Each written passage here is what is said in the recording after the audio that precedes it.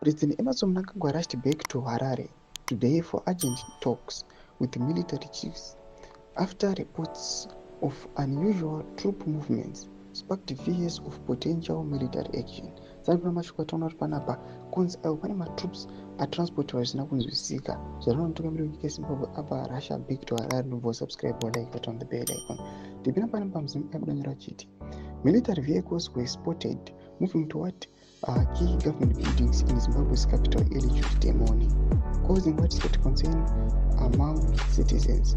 War veterans, once loyal supporters of Mnangagwa's government, have recently turned against him, with their leader Blessing Runezugesa making a bold declaration. It is clear to us that Mnangagwa is failed.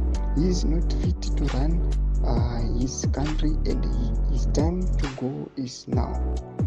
The emergency meeting comes as Zimbabwe faces its worst economic crisis in years, with over 5 million Zimbabweans struggling with severe food shortages. The situation has grown more tense following Mnangagwa's controversial bid for a third term, which has divided the ruling ZANU-PF party.